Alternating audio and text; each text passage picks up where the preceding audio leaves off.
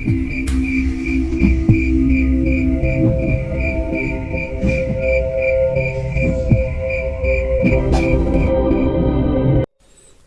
Tori.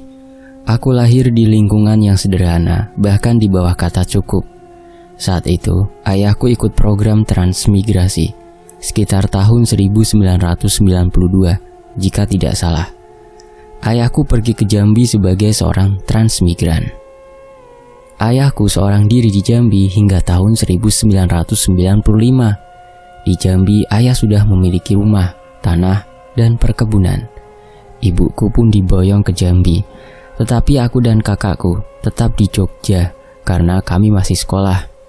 Setelah liburan panjang, saat itu libur Idul Fitri, yang mana saat itu full 30 hari libur sekolah, dan umurku saat itu kurang lebih 7 atau 8 tahun.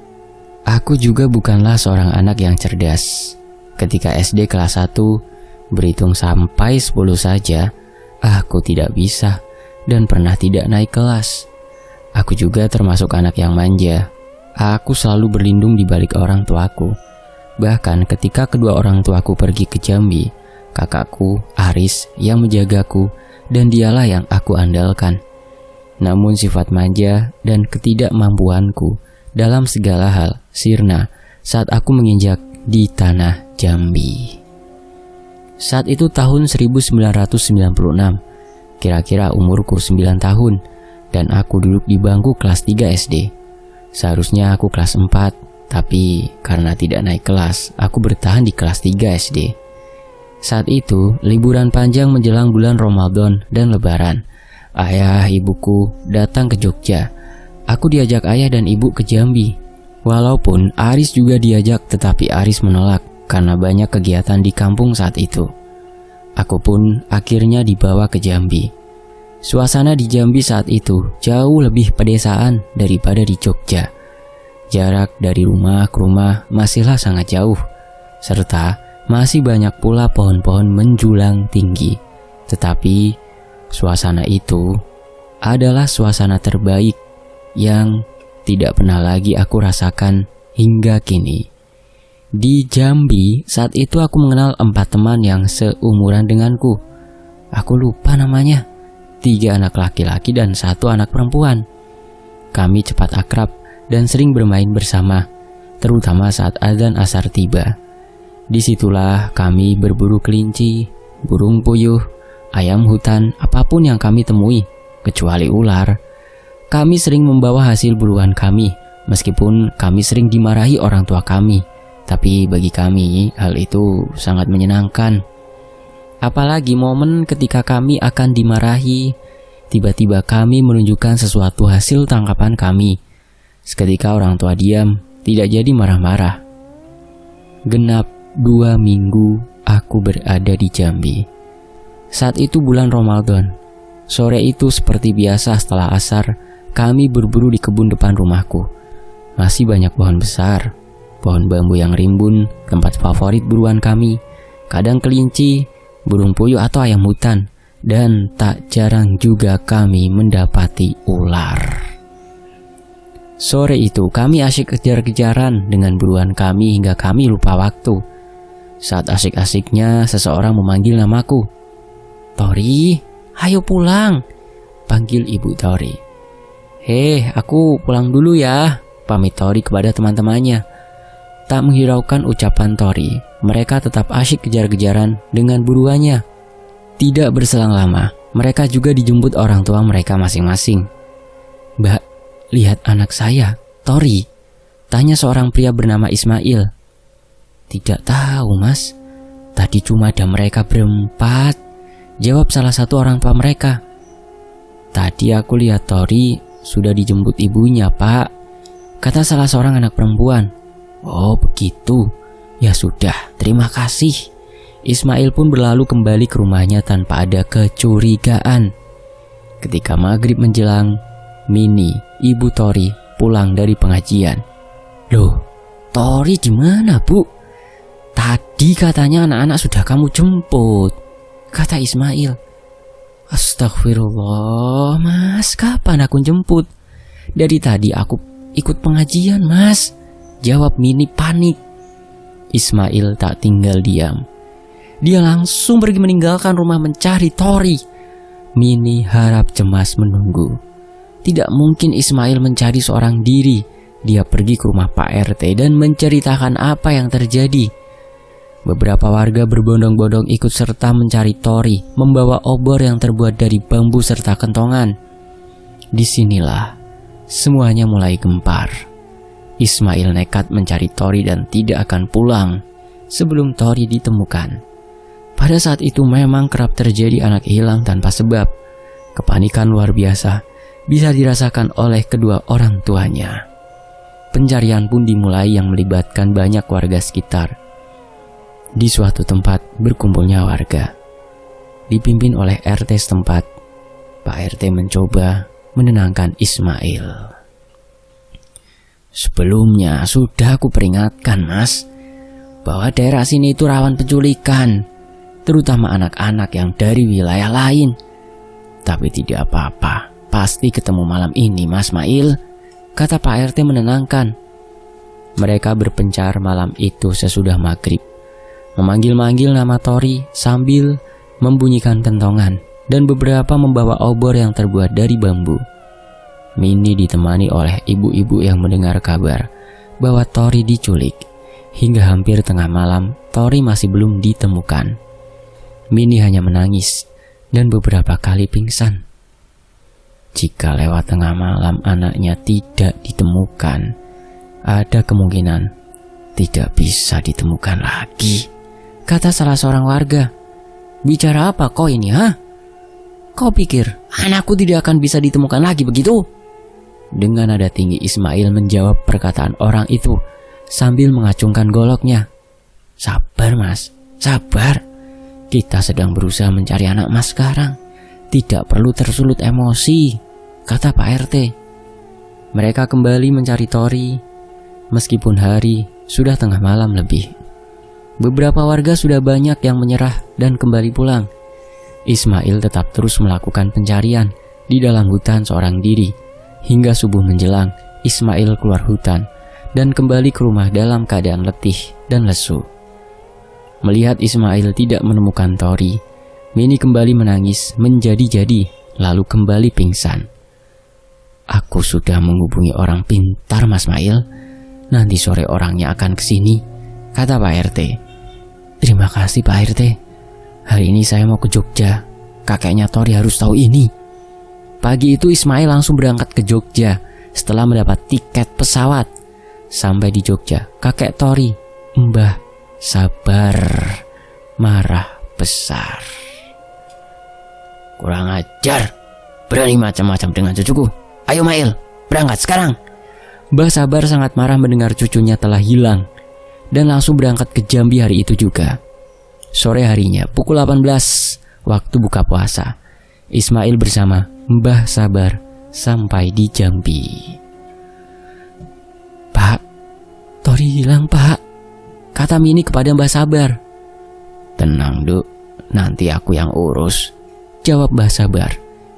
Ismail dari semalam tidak tidur dan harus bolak-balik Jambi Jogja, membuat tubuhnya drop dan jatuh pingsan.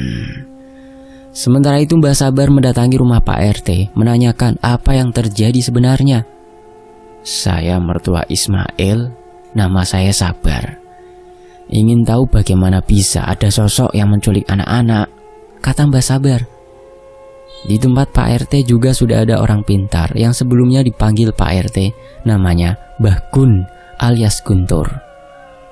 Jadi begini Pak Sabar, daerah sini masih sering terjadi penculikan anak yang mana pelakunya adalah jin yang biasa disebut Wewe Gombel.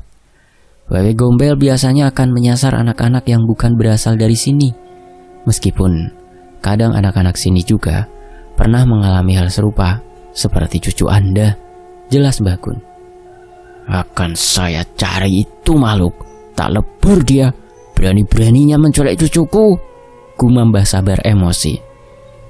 Wewe Gombel memang biasanya individu, tetapi kadang diikuti oleh jogrek, sosok makhluk kurus kering yang sangat berbahaya. Saya akan bantu mencari cucu Anda. Sekarang akan saya siapkan sarana untuk pemanggilan, kata Mbah Gun. Terima kasih, bantuanmu pasti akan aku butuhkan, jawab Mbah Sabar. Mereka berdua menyiapkan segala sesuatunya untuk ritual pemanggilan. Mbah Gun dan Mbah Sabar lalu berangkat ke lokasi di mana yang mereka yakini tempat persembunyian Wewe Gombel. Beberapa warga juga turut serta mengikuti mereka berdua. Sampai sini, biarkan aku dan Pak Sabar yang melakukan pencarian. Kalian tunggu saja di luar hutan, kata Mbah Gun. Akhirnya, Mbah Sabar dan Mbah Gun mulai beraksi. Mbah Gun dan Mbah Sabar sama-sama memiliki penglihatan spiritual tinggi. Masing-masing dari mereka tidak pernah mengaku bahwa dirinya seorang ahli spiritual. Tapi karena penglihatan spiritual mereka sama-sama tinggi, mereka bisa melihat dari aura masing-masing. Namun, ada perbedaan antara Mbah Gun dan Mbah Sabar. Mbah Gun adalah ahli spiritual pemagaran. Yang dimaksud Mbah Gun lebih mempelajari ilmu perlindungan, sedangkan Mbah Sabar yang memang mantan seorang militer. Beliau mempelajari ilmu spiritual tipe penyerangan, seperti tenaga dalam dan sejenisnya. Karena memang sangat berguna bagi seorang militer di zaman dahulu. Pak Gun, jogrek itu sejenis makhluk apa ya? Saya baru dengar makhluk seperti itu, tanya Mbah Sabar. Jogrek itu memiliki banyak nama. Di Jawa mungkin namanya jerangkong. Tapi jogrek ini memiliki komunitas di mana mereka selalu berkumpul dan sangat suka memakan anak manusia. Biasanya jogrek memang selalu ada di sekitar Wewe Gombel. Ketika Wewe Gombel sudah bosan dengan anak yang dia culik, jogrek akan mengambilnya dan memakannya. Jelas Mbah Gun. Jujur, saya ini jarang berurusan dengan dedemit. Tapi ya pernah dulu berduel dengan Raja Buto Ijo. Saya menang, tapi juga terluka parah, kata Mbah Sabar. Hehe, itu luar biasa Pak Sabar. Raja Buto Ijo bukan sosok yang mudah dihadapi. Saya juga sering membantu rekan saya yang bermasalah. Dia seorang paranormal yang aktif. Namanya dikenal luas dan memiliki ratusan pelanggan. Tapi banyak juga musuhnya. Namanya Ki Sabto. Tadinya saya ingin mengajaknya, tapi dia sedang ada banyak pekerjaan, balas Mbah Gun. Ki Sabto yang dari Jawa Timur apa Pak Gun? Saya pernah dengar namanya dulu. Dia pernah diminta mengajar sebagai instruktur tenaga dalam di kemiliteran. Tapi hanya sebentar saja, dia tidak melanjutkan lagi, tanya Mbah Sabar. Hehehe, dunia ini memang sempit ya. Tawa Mbah Gun sambil mengelus jenggotnya. Pak Gun, hati-hati. Makhluk apa itu? Mbah Sabar langsung bersiap dan waspada. Dalam hutan yang gelap, Mbah Sabar melihat sosok hitam dalam jumlah banyak merangkak mondar-mandir di sekitar pepohonan tinggi. Kemungkinan ini tempatnya Wewe Gombel menyembunyikan cucumu Pak Sabar. Tapi hati-hati, terlalu banyak jogrek di sini, kata Mbah Gun. Tinggal kita terobos saja Pak Gun. Biarkan aku maju duluan, kata Mbah Sabar bersiap. Tunggu Pak Sabar, jangan gegabah. Bisa-bisa Wewe Gombelnya pergi jika kita terang-terangan, jelas Mbah Gun. Nah terus bagaimana Pak Gun? Kata Mbah Sabar. Beri saya waktu sebentar. Akan saya pancing Wewe Gombel keluar. Tolong lindungi saya. Kemungkinan jogrek akan menyerang kita. Mbah Gun memulai ritual pemanggilan. Serahkan padaku Pak Gun. Mbah Sabar maju di depan Mbah Gun bersiap jika terjadi sesuatu. Srak, srak, srak. Suara gesekan tanah dan daun kering semakin jelas terdengar. Mbah Sabar semakin waspada. Dia menyadari bahwa kehadiran mereka disadari oleh jogrek. Mata Mbah Sabar terfokus dengan suara yang semakin mendekat. Sedikit komat kamit di bibir Mbah Sabar sambil mengepalkan tangannya. Kak! Sosok hitam kurus tinggi dan memiliki wajah seperti kelelawar menerjang ke arah Mbah Sabar. Allahu Akbar! Sebuah pukulan telak mengenai dada sosok yang mirip kelelawar tersebut hingga membuatnya terpental dan remuk. Mbah Sabar merapalkan ajian palu Allah yang mana makhluk yang terkena pukulan palu Allah akan remuk dan hancur seketika. Bahkun masih fokus dengan ritual pemanggilan dan masih terlalu cepat untuk merasa aman. Ada banyak jogrek yang mendekat. Mbah Sabar mulai bingung dari arah mana akan diserang. "Pak Gun, sudah selesai belum?" kata Mbah Sabar. Belum sempat dijawab oleh Mbah Gun, terdengar suara mengerikan memekakan telinga. Sosok yang mengerikan muncul bergelantungan di pohon besar di depan mereka. Sosok wanita yang besar dan buruk rupa muncul bergelantungan di pohon besar. Rambutnya acak-acakan, dadanya menjuntai hingga sampai kakinya. Bahkan mereka berdua merinding menyaksikan sosok Wewe Gombel yang menyeramkan itu. "Sampean berhasil, Pak Gun. Sosoknya yang dimaksud akhirnya menampakkan diri," kata Mbah Sabar. "Sementara saya bisa menahan jogrek, Pak Sabar cepat ambil cucumu sebelum dia lari," jawab Mbah Gun sambil komat kamit memasang pelindung gaib. Jogrek tidak bisa mendekati mereka karena itu. "Wah, lu kurang ajar. Kembalikan anak yang kau culik," perintah Mbah Sabar. "Ini anakku," jawab makhluk itu sambil menggoyangkan kepalanya. "Beraninya kau menculik cucuku, tak bakal habis kamu." Mbah Sabar langsung menyiapkan serangan. "Allahu Akbar, Allahu Akbar." Dengan badan yang sebesar itu, Wewe Gombel dengan mudahnya menghindari pukulan palu Allah yang dilayangkan oleh Mbah Sabar. "Jangan biarkan dia lari, Pak Sabar. Akan sulit menemukannya lagi jika Wewe Gombel kabur," kata Mbah Gun. Wewe Gombel terbang ke pohon satu, ke pohon lainnya. Sosok itu tidak akan bisa pergi jauh. Meskipun pukulanku tidak ada yang mengenainya. Aku sudah menguncinya. Dia tidak akan bisa pergi kemana-mana, jawab Mbah Sabar. "Baik, jika begitu, kita atasi jogrek terlebih dahulu." Penghalang Mbah Gun dia lepaskan. Dengan begitu banyaknya jogrek, tidak jadi masalah bagi mereka berdua. Jogrek memang berbahaya, tetapi tidaklah kuat. Hanya jumlah mereka yang merepotkan. Allahu Akbar! Boom! Cemeti kayu hitam, cetar, brr. Pukulan palu Allah Mbah Sabar menghancurkan apapun yang tersentuh, serta cemeti kayu hitam Mbah Gun membakarnya hingga hangus menjadi abu. Jogrek bukanlah tandingan kedua kakek sakti ini. Meskipun Jogrek memiliki jumlah yang luar biasa banyak dan pimpinan yang kuat sekalipun, setelah beberapa saat semua Jogrek habis dibantai mereka berdua. Sudah lama tubuh tua ini bergerak terlalu banyak. Rasanya seluruh tulangku mau copot semua, kata Mbah Gun sambil memegangi pinggangnya. Istirahat sejenak Pak Gun, saya juga kelelahan, jawab Mbah Sabar yang masih berdiri tegap.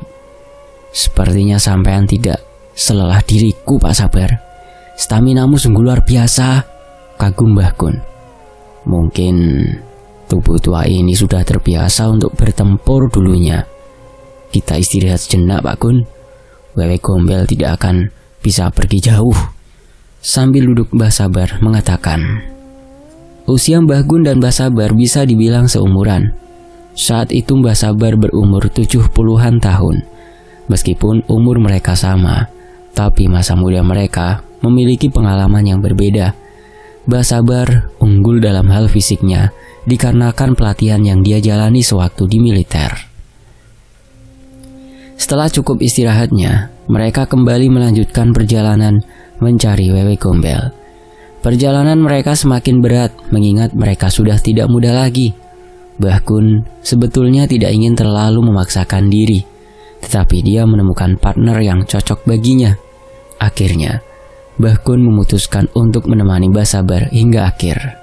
Dengan hati-hati, mereka melangkah dan memperhatikan sekitar. Mereka sambil mengobrol ditemani rokok di tangan.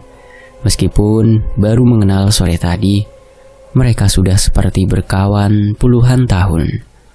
Pertempuran singkat mereka melawan Jogrek sudah menjadi alasan kuat bahwa mereka cocok satu sama lain sebagai partner. Mencari Wewe Gombel tidak semudah yang dibayangkan. Namanya hutan, pastinya banyak makhluk halus di sana. Wewe Gombelnya sendiri bukan jadi masalah. Yang jadi masalah adalah penunggu hutan tersebut.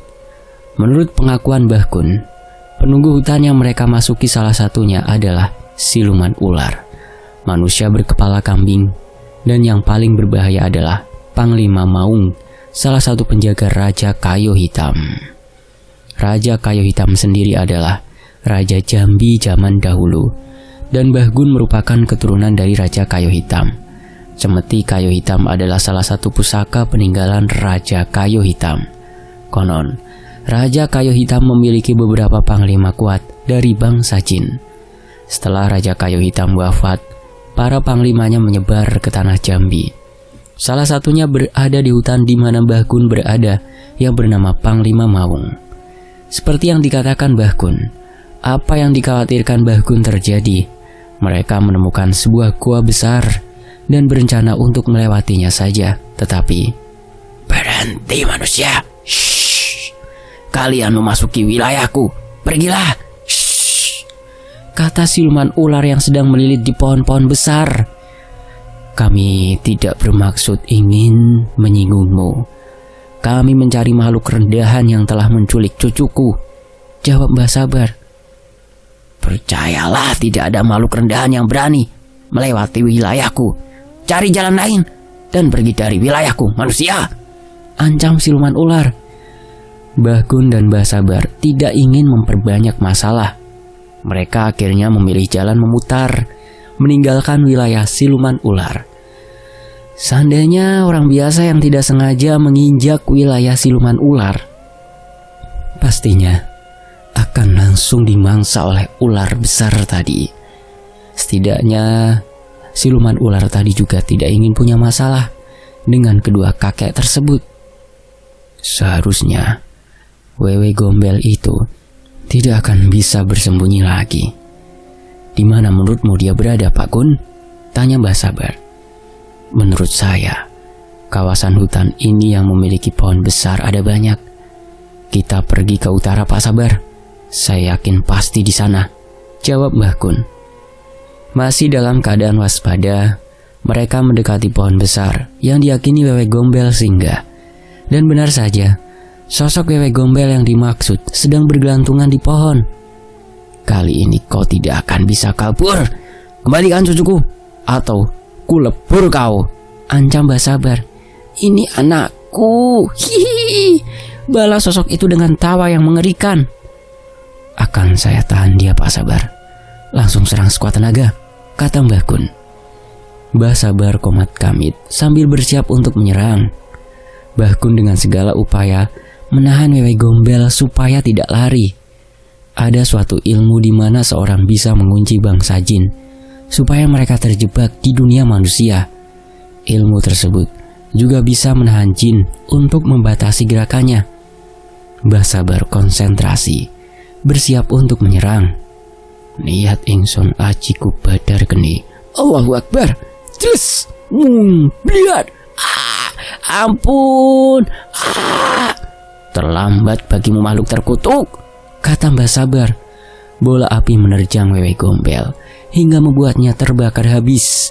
Di bawah pohon besar itu pula, di rerumputan yang rimbun, Tori sedang bermain dengan tumpukan batu kecil.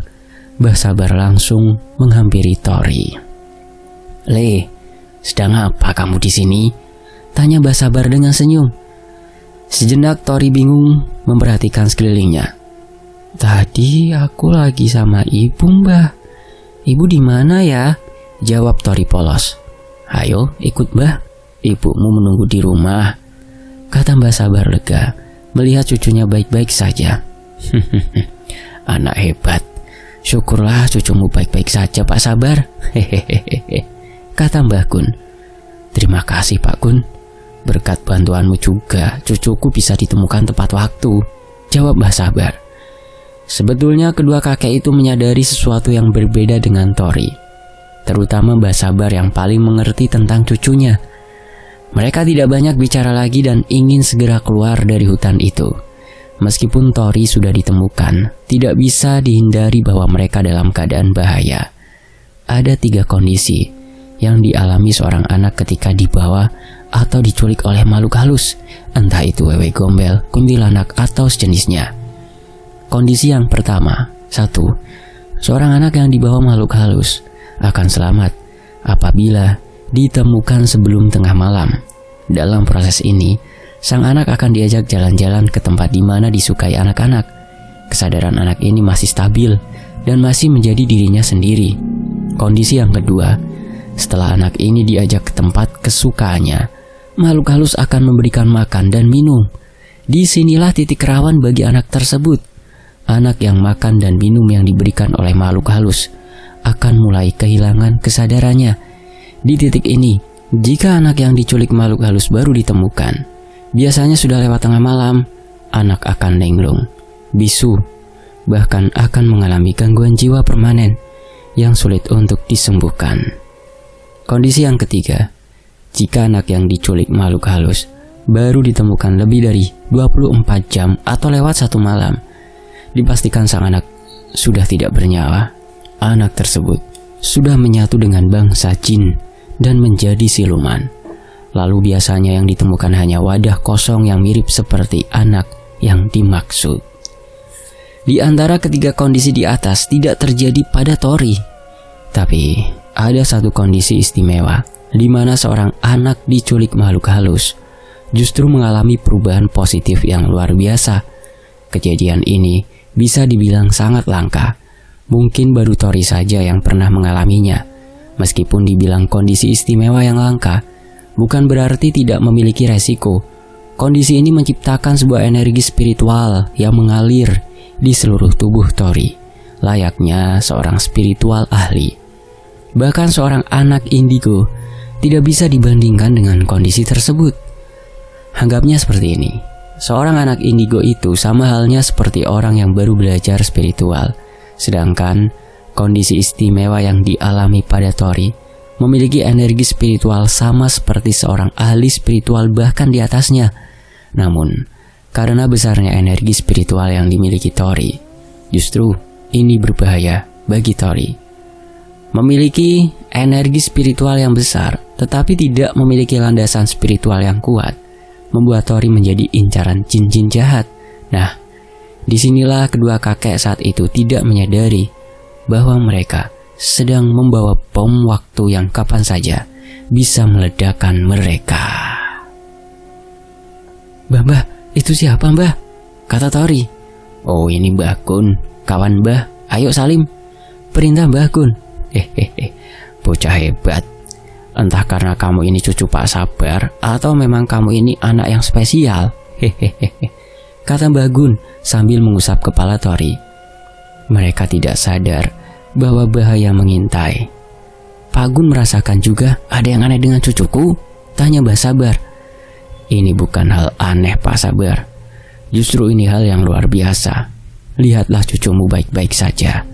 Mungkin jika anak lain, mereka mungkin sudah bisu atau lebih parah. Jelas Mbah Gun. Benar kata sampean Pak Gun. Mudah-mudahan saja cucuku baik-baik saja. Balas Mbah Sabar. Kersak, berurut, kersak. Mbah, apa itu mbah? Ada kambing berdiri. Mbak, kata Tori. Mbah Gun dan Mbah Sabar saling pandang. Bahkan mereka berdua tidak menyadari adanya makhluk yang mengikuti mereka. Apa kita melewati wilayah makhluk lain lagi Pak Gun? Tanya Mbah Sabar. Saya rasa tidak Pak Sabar. Tapi ini di mana ya? Perasaan kita mengikuti jalur sebelumnya. Jawab Mbah Gun. Waduh, ini gawat Pak Gun. Kita masuk teritori mereka bangsa jin. Bagaimana kita tiba-tiba bisa masuk? Ayo cari jalan keluarnya Pak Gun, kata Mbah Sabar panik. Mereka berdua terlalu santai hingga mereka masuk teritori atau wilayah bangsa jin. Teritori yang dimaksud Mbah Sabar bukan teritori individu milik siluman ular sebelumnya. Teritori yang dimaksudkan adalah mereka telah masuk kawasan bangsa jin. Bukan di dunia manusia lagi, melainkan dunia jin. Sudah terlambat bagi kedua kakek itu untuk pergi dari wilayah jin. Mereka sudah dikepung ratusan makhluk kepala kambing dan ribuan makhluk lainnya.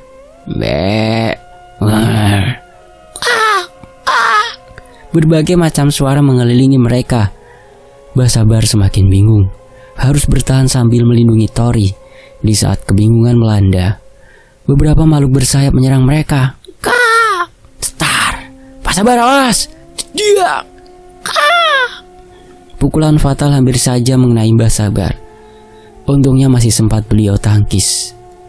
Banyaknya makhluk terbang yang menyerang membuat kedua kakek itu kewalahan. Apa yang harus mereka lakukan untuk bisa keluar dari sana? Belum sirna serangan yang dihujani oleh makhluk bersayap itu, disusul juga oleh manusia berkepala kambing. Dalam keadaan terdesak, seekor siput pun bisa mengeluarkan taringnya. Begitulah kiasan yang tepat bagi kedua kakek tersebut. Tidak ada pilihan lain. Aku sebetulnya tidak ingin memanggilmu, Noyo Genggong. Muncullah! Mbah Sabar dengan lantang memanggil sebuah nama yang konon tidak pernah dia panggil lagi selama 40 tahun. Sabar, akhirnya kau memanggilku, jawab Noyo Genggong. Tidak perlu banyak bicara, lindungi kami, perintah Mbah Sabar. Aku bersedia melindungimu dan cucumu, tapi tidak untuk manusia itu, jawab Noyo Genggong. Noyo Genggong, kau? Belum selesai Mbah Sabar bicara langsung dipotong oleh Mbah Kun. Tenanglah Pak Sabar, hehehe, Mak Itam. Mak Itam, si Panglima Kumbang, hadirlah, panggil Mbah Kun. Wah, Guntur Geni, apa yang bisa aku bantu? Jawab Mak Itam. Hehehe, habisi mereka yang menyerang kami, perintah Mbah Kun. Wah, baiklah, Kurambi, Biramka, Srat, Strak, Sret. Kurambi dan Biramka adalah senjata cakram kembar milik Mak Itam, yang mana senjata kembar itu dulunya milik petapa sakti yang Mak Itam ikuti sebelum petapa itu moksa. Mak Itam atau Panglima Kumbang adalah siluman macan kumbang. Seluruh tubuhnya berwarna hitam legam, memiliki postur tubuh selayaknya manusia, hanya saja memiliki wujud seekor harimau hitam. Sedangkan Noyo Genggong adalah raja jin terkuat yang menguasai Pulau Jawa di bawah Semar, Gareng, Petruk, dan Bagong. Noyo Genggong pernah menjalani kontrak dengan Mbah Sabar sebagai tuan dan bawahan. Kontrak itu terjadi saat Mbah Sabar sedang dalam bahaya ketika dikejar tentara musuh saat masih muda. Demi keselamatannya, Mbah Sabar bersedia menjalin kontrak dengan Noyo Genggong di Gunung Bromo saat itu. Alasan Mbah Sabar tidak pernah memanggilnya lagi selama 40 tahun dikarenakan Noyo Genggong adalah raja jin terkuat di Pulau Jawa. Sifatnya kejam dan tidak memiliki batasan antara dunia manusia dan dunia jin. Noyo Genggong bisa bebas keluar masuk dunia manusia dan bahkan bisa berbaur dengan manusia. Alasan Mbah Sabar tidak pernah memanggil Noyo Genggong selama 40-an tahun dikarenakan sifat kejamnya Noyo Genggong dan sering membantah perintah Mbah Sabar, yang artinya Mbah Sabar tidak sepenuhnya bisa mengendalikan Noyo Genggong. 40-an tahun silam, saat Mbah Sabar muda, dia memanggil Noyo Genggong untuk mengelabui tentara Jepang atau sisa penjajah saat itu. Tidak jelas juga itu tentara Jepang atau bukan. Yang jelas jumlahnya lebih dari 20 orang. Dalam keadaan ketakutan, Mbah Sabar saat itu mengandalkan Noyo Genggong, dan hasilnya 20 orang yang mengancam Mbah Sabar dibantai dengan sadis oleh Noyo Genggong hingga tidak tersisa jasadnya. Mbah Sabar selamat saat itu, tapi ada trauma berat yang beliau alami karena kekejaman Noyo Genggong. Itu adalah pertama dan terakhir kali selama 40-an tahun Mbah Sabar memanggil Noyo Genggong, dan kedua kalinya saat menolong cucunya Tori. Noyo Genggong, kendalikan dirimu, jangan kelewatan, perintah Mbah Sabar. Sabar Sasro Tenoyo, apa yang kau takutkan dengan makhluk cecunguk seperti mereka ini? Semakin tua kau semakin tumpul, Sabar, jawab Noyo Genggong.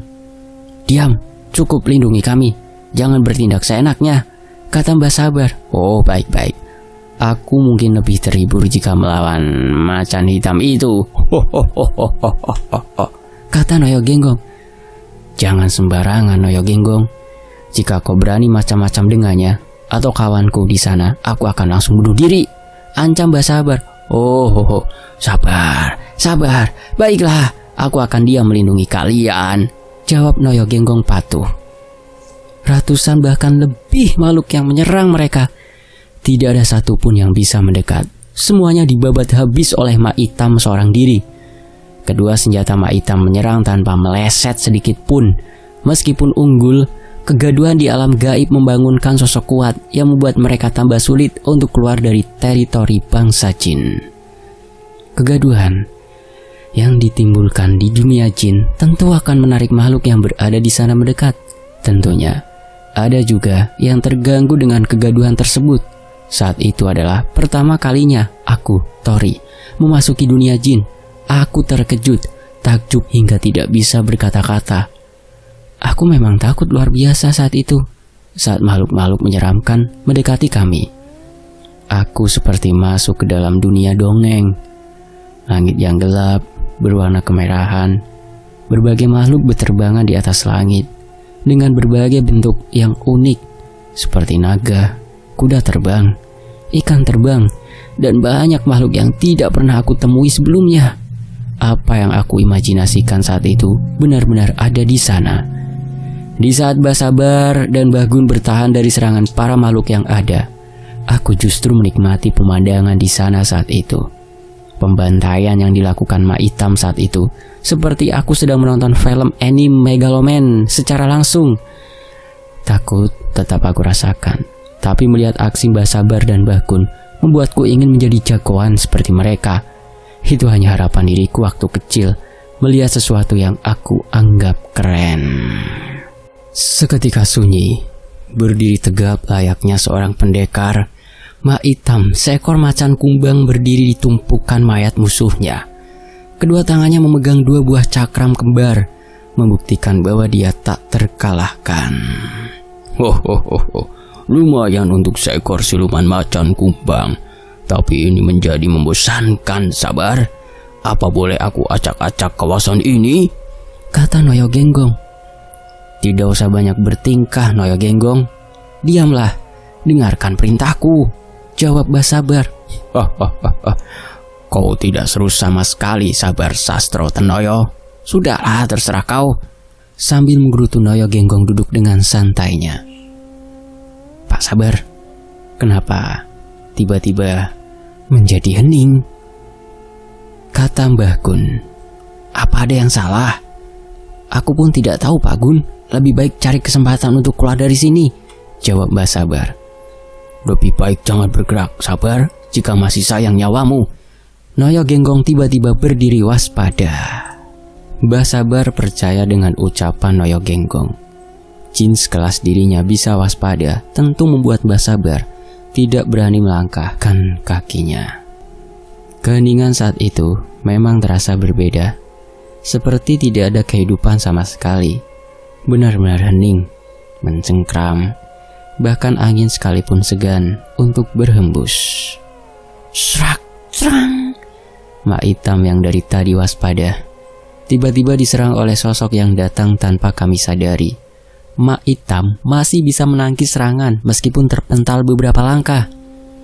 Aku kira siapa yang berani mengacau wilayahku. Ternyata ada manusia di sini. Dan siapa kau? Apa kau bersama manusia itu? Kata Panglima Maung bicara dengan Noyo Genggong. Apa urusanmu menanyakan itu? Perhatikan kemana matamu mengarah, jawab Noyo Genggong. Cerang, seret. Panglima Maung terlalu meremehkan Mak Itam. Serangan telak hampir saja mengenai Panglima Maung. Untung saja tepat waktu menangkis cakram Mak Itam. Kau sendiri siapa? Tiba-tiba menyerangku tanpa alasan, kata Mak Itam. Senjata yang cukup bagus untuk siluman seperti dirimu. Aku Panglima Maung, penguasa seluruh wilayah ini, ucap Maung. Wah, diam. Panglima Maung terhempas hanya dengan satu pukulan Noyo Genggong. Hanya segitukah penguasa di sini? Kata Noyo Genggong yang diam-diam menyerang Panglima Maung. Noyo Genggong, apa yang kau lakukan? Sudah aku katakan jangan bertindak seenaknya. bentak Mbah Sabar. Aku bosan Sabar, terlalu banyak omong. Biarkan aku menghajarnya. Bukannya kau ingin cepat keluar dari sini? Jawab Noyo Genggong. Mbah Sabar diam, tidak bisa menjawab. Memang benar yang dikatakan Noyo Genggong. Prioritas utama adalah segera keluar dari wilayah jin. Terlalu lama di alam jin tidak baik untuk Tori saat itu. Noyo Genggong? Aku baru mendengar nama itu. Penguasa mana kau? Kata Panglima Maung mendekat. Aku raja di tanah Jawa. Tidak ada makhluk yang tidak mengenalku. Sabar, ada di wilayah mana ini? Kata Noyo Genggong. Ini adalah wilayah kayu hitam. Aku adalah penguasa Kerinci. Panglima Maung menyahut. Wah, tidak peduli aku di mana sekarang. Kau hibur aku. Noyo Genggong kembali menyerang Panglima Maung. Duel antara Noyo Genggong dan Panglima Maung tidak bisa dihentikan. Mereka saling serang dan tidak bisa dilihat karena begitu cepatnya pergerakan mereka. Beberapa saat kemudian, pertempuran mereka dihentikan. Kau lumayan kuat, kata Noyo Genggong. Begitu juga denganmu, kau juga kuat, puji Panglima Maung. Noyo Genggong, sudah cukup, cepat hentikan. Dengarkan perintahku, perintah Mbah Sabar. Kau ini menyebalkan Sabar, jawab Noyo Genggong. Meskipun Noyo Genggong enggan untuk berhenti, dia harus tetap mematuhi Mbah Sabar. Panglima Maung, maafkan kami jika berulah di wilayahmu. Kami tidak bermaksud mengacau. Kami hanya membela diri. Aku Guntur Geni, buyutku adalah Raja Kayu Hitam. Inilah buktinya, kata Mbah Gun sambil menunjukkan cemeti kayu hitam. Maafkan aku yang tidak mengenali keturunan yang mulia Kayu. Sungguh kehormatan bagiku bisa berjumpa dengan keturunan yang mulia Kayu. Sambil memberikan hormat, Panglima Maung mengatakan, aku juga senang bisa bertemu pengawal pribadi kakek buyutku. Kami tidak sengaja memasuki wilayah kalian. Padahal kami tidak membuka portal gaib. Apa mungkin ada kesalahan? Tanya Mbah Gun. Anak itu yang melakukannya tanpa sengaja. Sepertinya ada sesuatu yang rumit di sini. Akan saya tunjukkan jalan keluar dari sini. Jaga dengan baik anak itu. Energi spiritualnya tidak wajar. Itu penyebab kalian masuk kawasan kami dan diserang oleh makhluk yang tertarik dengan anak itu. Silahkan, semoga perjalanan kalian lancar, kata Panglima Maung mengantarkan mereka hingga keluar dari wilayah jin. Terima kasih Panglima Maung, sampai jumpa, balas Mbah Gun. Mereka akhirnya meninggalkan hutan dan sampai di pinggiran hutan. Srek, awas, buang, Pak Gun. Setelah keluar dari dunia jin, Noyo Genggong dan Pak Hitam pun dikembalikan ke asalnya. Karena letih, Mbah Sabar lengah, tidak sempat melindungi Tori. Setelah keluar dari alam jin, ternyata mereka diikuti oleh Jogrek. Jogrek yang mengikuti mereka berbeda dengan sebelumnya. Sepertinya itu adalah pimpinan Jogrek. Jogrek ingin menerjang Tori. Karena Mbah Sabar lengah, beliau tidak bisa melindunginya. Mbah Gun pun dengan sigap bisa melindungi Tori, tapi mengorbankan dirinya hingga terkena pukulan keras Jogrek. Hingga Mbah Gun yang dalam keadaan lemah terpental hingga muntah darah. Pak Gun, teriak Mbah Sabar sambil menghampiri Mbah Gun. Aku tidak apa-apa Sabar, jawab Mbah Gun sambil muntah darah.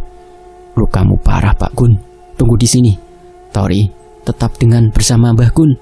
Mbah Sabar yang marah langsung menghadapi Jogrek. Meskipun hanya ada satu Jogrek, memang itu adalah pimpinan Jogrek. Butuh waktu beberapa saat bagi Mbah Sabar mengalahkannya. Semuanya sudah beres. Ayo, segera kita pulang Pak Gun, kata Mbah Sabar sambil memapah Mbah Gun.